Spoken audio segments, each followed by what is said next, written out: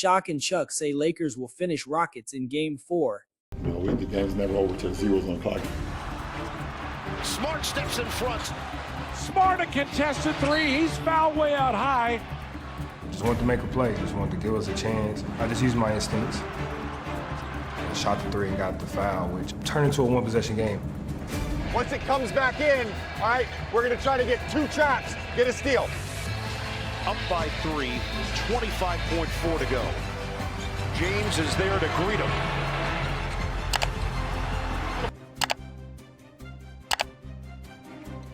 Brown poked it away and stole it. And he turns it over. Get it ahead for James. Slaps it over to Kennard. Lakers are down by 3. For the top. It's gone. LeBron James is money. 101. 101. Unbelievable.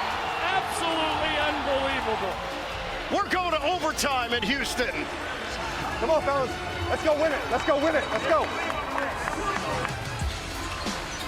Go to the other side. Smart. Got a 3.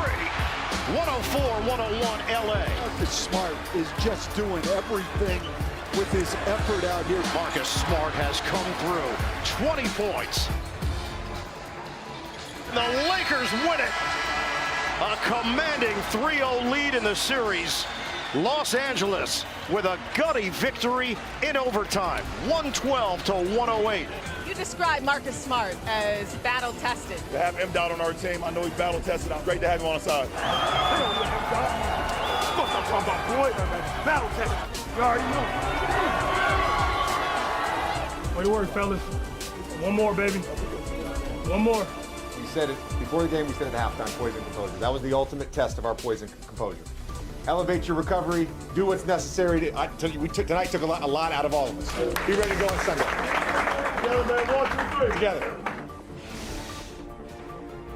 All right, so the Lakers seeking a sweep of the Rockets tonight. Kevin Durant has played just one of the 3 games in this series. What's his status in this elimination Game 4? Dave McMenamin is in Houston. We just spoke with Dave's wife, Malika, who had the dancers. I'm very disappointed, Dave. There are no dancers behind you? Yeah, just some of the support staff getting ready for a pickup game. What can I do? So what's KD up to tonight? Kevin Durant's in the building at the practice facility this morning. I'm told that he's continued his round-the-clock rehab on that left ankle of his. In Game 3, it was noticeable that he wasn't on the bench, but Ime Udoka told us reporters that he's actually was doing some underwater treadmill work as the game was going on. That same type of rehab has continued into Sunday, and the good thing about Game 4, it's a late tip-off, so he has even extra time to try to get his body right. Now, make of this what you will. Amen Thompson was asked about an hour ago how KD is feeling, and he said, to be honest with you, I don't know. So whether that means KD's been doing all of his rehab away from the team or the team hasn't really necessarily been checking in on him, that's another dynamic to look for as we head towards tip-off. Dave, any indication from the Lakers if Luka or Austin Reeves are any closer to being able to play?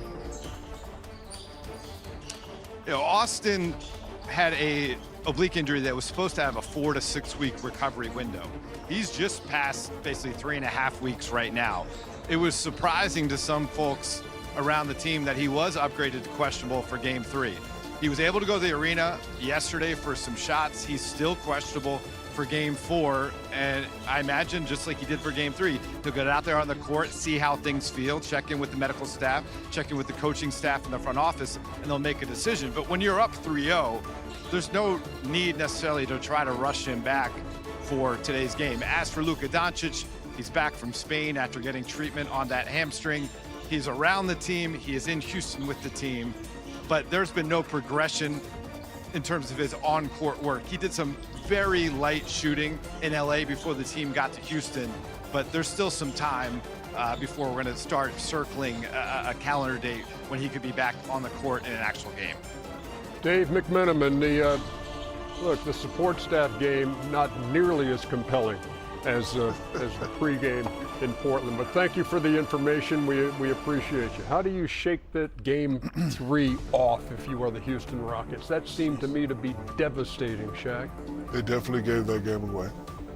Lack of concentration down the stretch. You got to play with more energy. Listen, Turkish Terminator play well, some didn't play well. They play well most of the game, but listen, 30 seconds, up 6. You can't make those minimal mistakes. Like right there, Marcus Smart. That's one. Right here, veteran player right here. He knew the guy was hungry all on him. Oh, that's the same play. No, Bam. 2 mistakes in one play. Yeah, bad pass and just right here. There's 3. You got to put that ball in front of you. So there's just a lack of concentration. Nobody rushing back. Yep. Gotcha. And then LeBron and the battle-tested Lakers took advantage of it. Ernie? Yes, Charles. Number one, that was one of the worst choke jobs I've ever seen. Around this moment, the analysis clearly shifts toward accountability for Houston's collapse. The focus on minimal mistakes and lack of urgency highlights that the loss wasn't about strategy but execution under pressure. The contrast becomes evident. Experienced players recognize situations and react instantly, while less experienced teams hesitate or make rush decisions. This reinforces how playoff games are often decided in seconds, not quarters. But the one yeah, this is one of them. But the one good thing about the Rockets, Houston has one of the best airports in the country. Oh, no. Yeah, I'm just telling you, they got 2 airports there. They got Intercontinental and they got Hobby. Mm-hmm. So tomorrow morning, they're going to be able to get a great plane trip to a great destination. Well, they're not going to Galveston? So you're saying it's over? Hell yeah, it's over. Wait, Kenny, you think it's over? I think the Lakers will win the series, but I think the Rockets will win tomorrow. Tonight. Playing tonight. Okay, they might win tomorrow. They're not gonna win today. I think the one thing that because the inexperience is what made them lose, I think the inexperience might help them tonight. Meaning like saying that we're inexperienced, we're trying to get a win and we're trying to have some salvage. And if Kevin Durant does come back, there would be a shot in the building of energy. But again, I wouldn't say choke. I just say it's inexperience of understanding time, score, and what to do. And when you become in those situations, because at one time before we were Clutch City, you know what they called us? Choke City. Mm-hmm. And we were Choke City because we lost 2 games. We were up 20. They came back on both games, up 20 in the second half, and the Phoenix Suns beat us, and they were calling us Choke City. And we changed the narrative. We were down 3-1 and changed the narrative. So they could change the narrative, but that is an inexperience of what to do and close out a game more than anything else.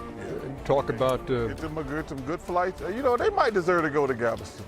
If they don't quit, talk about it, Chuck. If they don't quit today, talk about it, Chuck. If they get blown out by 20 and pack it in, we're gonna send them to Galveston. Yes. I agree with that. You heard the term battle tested a couple of times as LeBron was talking. Nice people. This will be 296, career playoff game 296 for LeBron James, 112 for Marcus Smart as the Lakers look for a sweep of the Houston Rockets. Trey, you're 100% right. I didn't watch the live, man. I watched the repeat. Stop lying. Here it is. I watched the repeat. Come on. I watched the Why you tell a lie on national television? I didn't watch the live game, fool.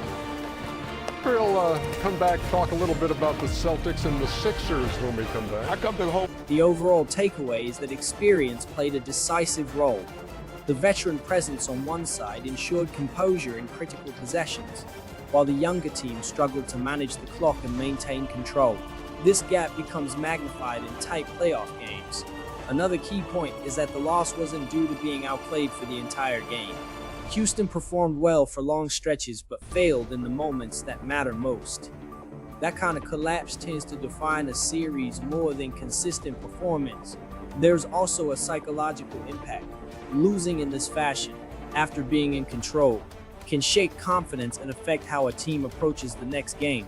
Momentum in a playoff series is not just physical, but mental. Finally, while the series appears nearly decided, The discussion suggests that growth comes from these situations.